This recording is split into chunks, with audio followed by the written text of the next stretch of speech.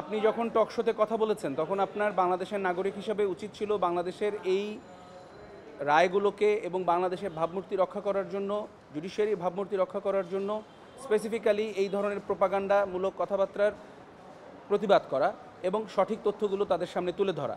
কিন্তু তিনি সেটা করেননি। আদালত সেই জন্য এটি সমালোচনা করেছেন এবং একই সাথে মাননীয় আদালত বলেছেন যে বিশ্বের কোনো আদালত আরেকটি সার্বভৌম রাষ্ট্রের আদালতকে বা তার আদেশকে ক্রিটিসাইজ করতে পারে না।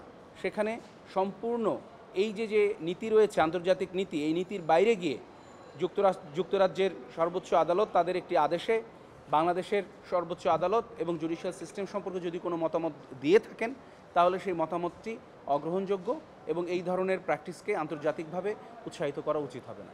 ওই রায় কি জুডিশিয়াল মার্ডার উল্লেখ করা হয়েছিল নাকি তিনি সেটিকে আসলে ইম্প্রোভাইজ করেছেন? এটি রায়তে এই ধরনের কোনো শব্দ ব্যবহার করা হয়নি। তিনি এটাকে ইম্প্রোভাইজ করেছেন সাক্ষাৎকারে। বিশেষ করে সাংবাদিক কনক সারোয়ার বারবার এই কথাটিকে উস্কে দিচ্ছিলেন এবং তিনি তাতে সমর্থন জানিয়েছেন এবং বলেছেন যে এই ধরনের শব্দ এই প্রায় বলা হয়ে গেছে এই রায়ের মধ্যে। একই সাথে সরকারকে নিয়েও সমালোচনা করে, সরকার যা চেয়েছে তাই ট্রাইব্যুনাল রায় দিয়েছে, এই বক্তব্যটি তিনি দিয়েছেন।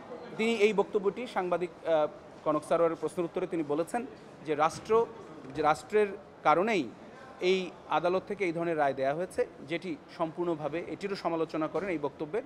এবং এই ধরনের বক্তব্য যদি কখনো কোনো মিডিয়ায় রাখা হয় তাহলে বাংলাদেশের নাগরিক হিসেবে অবশ্যই তার প্রতিবাদ করা উচিত, এই কথাটিও মাননীয় আদালত বলেছেন।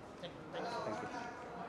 আচ্ছা, অর্ডারটা যেটা দিয়েছেন সেটি হচ্ছে তাদের বিরুদ্ধে একটি রুল জারি করে বলেছেন যে কেন আদালত অবমাননার জন্য তাদেরকে শাস্তি দেওয়া হবে না তার একটি উত্তর 29শে আগস্টের মধ্যে, লিখিত উত্তর একটি 29শে আগস্টের মধ্যে দেওয়ার জন্য।